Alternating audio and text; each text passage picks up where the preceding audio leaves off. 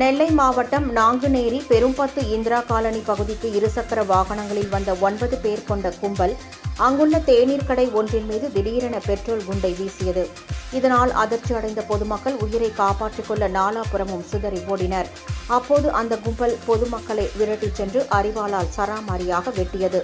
இதில் 9 பேருக்கு பலத்த வெட்டுக்காயம் ஏற்பட்டது. இதில் பெரும்பத்து இந்திரா காலனியைச் சேர்ந்த ஜான்மார்க், பெயர் தெரியாத வடமாநில செங்கல் சூளை தொழிலாளி என 2 பேர் சம்பவ இடத்திலேயே துடிதுடித்து உயிரிழந்தனர்.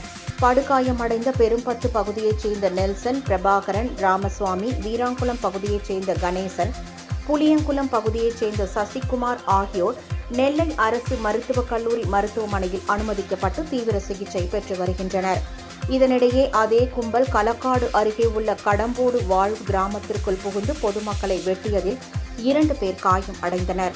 மர்ம கும்பலின் இந்த அட்டூழியத்தை கண்டித்து பெரும்பத்து பகுதியில் பொதுமக்கள் திரண்டு சாலை மறியலில் ஈடுபட்டனர்.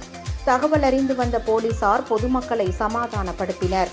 இதுகுறித்து போலீசார் வழக்கு பதிவு செய்து தப்பி ஓடிய மர்ம கும்பலை தேடி வருகின்றனர்.